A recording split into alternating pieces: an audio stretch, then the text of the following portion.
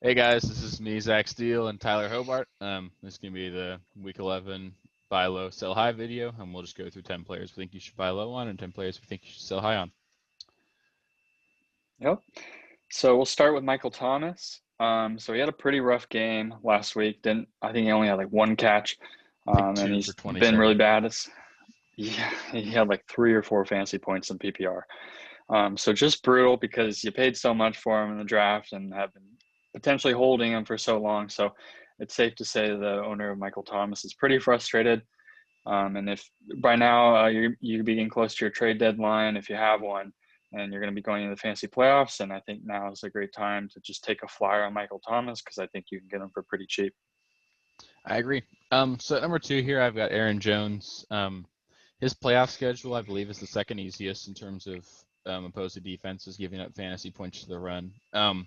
So that's a huge plus. He's back from his injury. He looks healthy.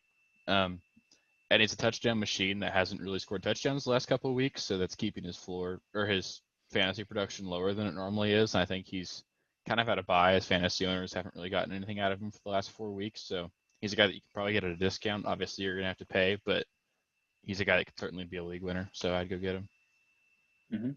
I agree. So I have Philip Lindsay on here because I don't think he has a ton of value already, and I think you could potentially be getting an RB1 because Melvin Gordon's going to have to potentially serve suspension pretty soon, and Philip Lindsay's proved that he can be a workhorse and register 1,000+ yard seasons, and I think he has pretty easy run schedule going ahead, and so I think especially if the Broncos give him a huge role and you can get him for pretty cheap, he's even on waivers and some leagues. I think Philip Lindsay could be a league winner. Yeah, I agree. So at 4 here, I've got Derrick Henry. It's the same argument as Aaron Jones. He's a really talented running back with, I think he's the one with the easiest fantasy schedule in terms of PPR points against running backs for fantasy or for the playoffs. Um, and he's actually had 2 down weeks as well. He's coming off of a 68-yard no touchdown game and a 101-yard no touchdown game. So although neither one of those games are bad games from a football standpoint, he hasn't necessarily been putting up the fantasy points the owners expect out of him. Again, he's a player that's obviously not going to be cheap, but he's a guy that I believe could be the RB1 for the fantasy playoffs, and I don't think you're going to have to necessarily pay that much for him. Mm-hmm.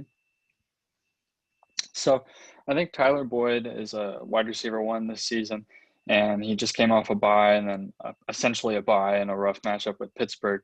And so I think the owner that has Tyler Boyd is maybe not they're not as aware anymore as how good he is and how great of a wide receiver he is. And so I think past Pittsburgh now, Cincinnati's going to continue to throw the ball a ton, and Tyler Boyd's going to be the main beneficiary there. So I think if you can get him for pretty cheap, he's an excellent wide receiver. Yeah, I totally agree. So continuing with wide receivers, I've got Allen Robinson. Kind of sticking with the theme of really easy fantasy playoff schedules. He's got one of the better ones in terms of fantasy points given up to receivers. I know you're probably worried about his quarterback play, especially with Nick Foles banged up, but it's tough to say that there's really any way that quarterback play can get any worse there, even with their third string quarterback potentially having to start a Mm-hmm. game. Um, so that's not really something that concerns me because he's been able to produce his whole career with poor quarterback play. Obviously, that does kind of limit his ceiling, but he's a guy that could easily be a top 5 receiver during the fantasy playoffs, and those are the kind of guys that I want on my roster heading into those weeks. Mm-hmm. So I have Lamar Jackson on here. I don't think you should run out and go and get him because I don't think he's uh, going to ever be last year's kind of performing player for you. But I still think this is the cheapest you could probably get Lamar Jackson. And if the only thing you're missing right now is a quarterback, I think Lamar Jackson's a great flyer to potentially put you over the top in the fantasy playoffs. Yeah, I agree. So then moving on to another running back here, I've got this is obviously if you need a running back and you can't afford to go out and trade for Aaron Jones or Derrick Henry, I think David Montgomery is a really nice budget option. He's coming off of an injury and then he's on bye this week, so he can't be that expensive, especially given how mediocre he's been all season and honestly his whole career. But again, I referenced how easy the Bears playoffs or the Bears schedule is during the fantasy playoffs. So he's a guy that, although I'm not expecting gaudy numbers from him, he could certainly be a high-end RB2, low-end RB1 during those 3 weeks, and you're definitely not going to have to pay that, especially if the Montgomery owner in your league needs a win this week. You could probably send him a wide receiver 3 for him, and he could easily outproduce that. Mm-hmm. So I've Tyler Lockett on here because the Seahawks offense is slowed down and Lockett hasn't been the consistent wide receiver option for you or for the Seahawks. But I think he's still an excellent wide receiver that him and DK can both be wide receiver ones in fantasy. And he's had a rough couple weeks. So I think if you have something to spare, you can go get Tyler Lockett. If you can put up with his inconsistency, you're going to get some big games when Russ goes off. Totally agree. So then lastly, I've got Leonard Fournette here. I know we all just watched Ronald Jones have a massive performance, but he did put the ball on the ground this week. He's never really been great through the air as a receiver. So I don't think he's the guy that they want to be their bell cow. Bruce Arians clearly doesn't like him as much as he likes Fournette, same with Brady. And Leonard Fournette didn't do much this week, so he's probably pretty dirt cheap, especially if the Fournette owner in your league believes that Rojo is going to take over. So I think Fournette's a guy that actually is still the RB to own in Tampa Bay. And like I've said previously, they've got another one of those really easy schedules for the fantasy playoffs.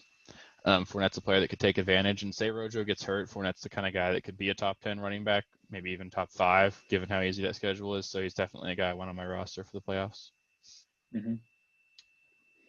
So speaking of Ronald Jones, I'll start off him with the sell high. So he started the game really rough, another fumble this year, and got the majority of last week's points for you on one play. And so really just everything that Zach said, I think that Fournette's the back to own there, more consistent, especially if you're in PPR formats. And so I think if now is the perfect time to sell in Ronald Jones after a monster game. And I think some other fantasy players aren't really going to get that. At minimum, it's a timeshare and not Jones's backfield to own. So I think you should sell on Ronald Jones. Totally agree. So then at 2 here, we've got Daryl Henderson. Obviously, I do still think he's the running back to own in LA, but that's kind of a backfield that in general I don't want any part of. You actually saw Cam Akers lead the way in rushing yards this week, which happened for the first time. So what was already a really murky backfield went from a 2-headed backfield to 3 now that they're using. That doesn't surprise me given that the Rams came out of a bye. You often see rookie players get more involved after bye weeks. And if all 3 of those guys are going to get work, I don't really think any of them are players that you want to play. And Daryl Henderson still probably has RB2 value off of what he's done lately. So if you can trade him and get a player that you can trust to be able to start the rest of the season, I would just do it. So same goes for Marvin Jones. I think he's been producing because Kenny Galladay's been hurt, and when Kenny's played, and we want to assume he does, Marvin Jones has been pretty bad this year, and his main production these last couple weeks has been coming off touchdowns, which isn't really something that I look for in a wide receiver for a consistent role going forward for fantasy points wise. So I think now would be a good time to get out on Marvin Jones before Kenny Galladay comes back. I totally agree. So then at number 4 here, we've got Dalvin Cook. Again, this is not me saying that you need to go get rid of Dalvin Cook at all costs, but his fantasy playoff schedule is really tough. He plays, I want to say, the Bears and the Tampa Bay Buccaneers in that stretch, and those are not matchups that you're necessarily thrilled about. Obviously, he's got a really high floor with the volume he gets, but I don't think he's going to be the RB1 during that fantasy playoff stretch, and I think you can easily trade him for a guy like Derrick Henry and a receiver that you can use. So that's the kind of offer I'd be looking to get for Dalvin Cook. Don't just ship him off because he's got a tough playoff schedule. He's still going to be really good, but I think you can get more value out of him than he's going to give you during the fantasy playoffs. I agree. So I have Nahim Heinz on here. So unless I think you have Jonathan Taylor or like the Colts backfield, I think you should look to sell Nahim Heinz because he just had a fantastic week 10 where he really dominated the backfield, had over 115 yards rushing and a touchdown, I believe. So I think you can really use the opportunity for him to go off and get out of the Colts backfield if you can. So unless you have Taylor, really try and flip Heinz for a usable piece going forward. Yep. And it looks like we actually screwed up here. Tyler and I both clearly believe that Marvin Jones is a sell high. I also put him on here as one of my guys. So I'll just double down on that. Sell Marvin Jones. Kenny Galladay is going to come back and be the number 1 there. Marvin Jones is really touchdown dependent even without Galladay. So if you can trade him for a startable asset, do it. That's funny. Yeah. So I have Juju on here for 2 straight weeks. He's our wide receiver version of Todd Gurley, and so now he's the horse we're going to beat. So I think you don't want to count way too heavy on those touchdowns, and they've got a ton of talent there in the passing game in Pittsburgh. And I think Juju's the third man there, surprisingly. So I think if you can trade Juju's name to someone that's pretty high on him, I think that'd be a really smart thing to do. I totally agree. So then at 8 here, we've got Cole Beasley. I think the only receiver in Buffalo that you can really trust on a week-to-week basis is Stefan Diggs. In fact, he's the only receiver this season that's had 10 or more points in every single game he's played. That side of that, it's really hard for an offense to sustain with 3 wide receivers.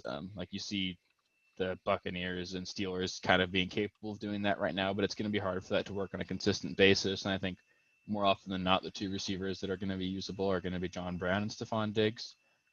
Cole Beasley is going to have his weeks, but coming off a massive performance, I don't think that's something you can expect out of him. So if you can move him for a wide receiver 3 rest of the season, I would do it. Mm-hmm.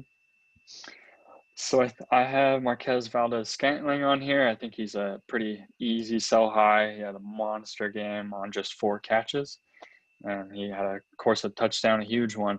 And so I think people are always looking for that second wide receiver in Green Bay, and I think you can use Scantling's high performance to sell him for someone that's going to have a far more consistent role instead of Aaron Rodgers beating up on a terrible Jacksonville secondary.